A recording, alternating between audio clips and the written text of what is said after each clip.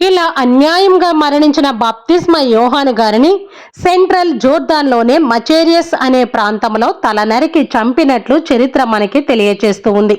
అయితే తర్వాత కాలంలో బాప్తిస్మ యోహాను గారి యొక్క తల ఏమైందో గుర్తించడం చాలా కష్టంగా మారిందని చరిత్రకారుడైన జోస్పిన్ నైస్పోరియన్ పుస్తకాలు తెలియచేస్తూ ఉన్నాయి.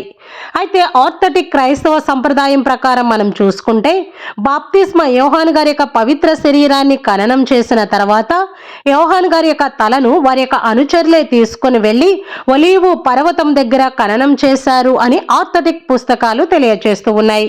అయితే మరికొన్ని పుస్తకాలు ఏం చెప్తున్నాయి అంటే బాప్తిస్మ యోహాను గారి యొక్క తలను యెరూషలేములోనే హేరోదు ప్యాలెస్ లోనే ఖననం చేశారు అని చెప్తూ ఉన్నాయి.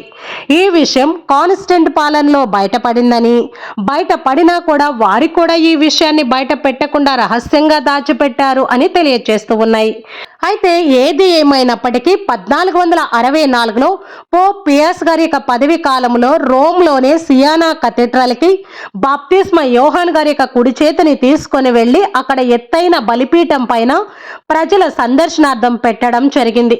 అది క్రీస్తు ప్రభుకి బాప్తిస్మిచ్చిన చెయ్యి కావటంతో ఎంతో మంది ప్రజలు ప్రతి జూన్ నెలలో అక్కడికి వచ్చి ప్రత్యేక ప్రార్థనలు చేసుకుంటూ ఉంటారు.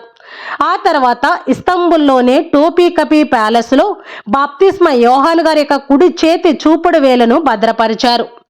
భారతదేశంలోనే పశ్చిమ బెంగాల్లోనే సిన్సూరా దగ్గర యోహాను గారి యొక్క ఆర్మేనియన్ అపోస్టలిక్ చర్చిలో యోహాను గారి యొక్క ఎడమ చేతిని భద్రపరిచారు. ఇక్కడ ప్రతి సంవత్సరము జనవరిలో సిన్సూరా డే నాడు కలకత్తాలోనే ఆర్మేనియన్ క్రైస్తవులను బాప్తిస్మ యోహాను గారి యొక్క ఎడమ చేతితో గురువులు ఆశీర్వదిస్తూ ఉంటారు. పునీత బాప్తిస్మ యోహాను గారు చనిపోయిన తర్వాత ఆయన తలపైన కప్పిన వస్త్రం జర్మనీలోనే అచెన్ కథీడ్రల్లో భద్రపరిచారు.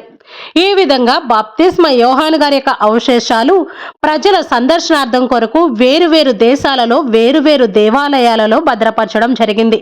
పునీత బాప్తిస్మ యోహాను గారి యొక్క జనన మరణాలు క్రీస్తు ప్రభు జనన మరణాలను పోలి ఉన్నాయి. ఈ విధంగా పునీత బాప్తిస్మ యోహాను గారు నీతి కొరకు క్రీస్తు ప్రభు కొరకు జీవించి అన్యాయముగా ఒక మహిళ వేసిన కపట నాటకములో బలైపోయారు.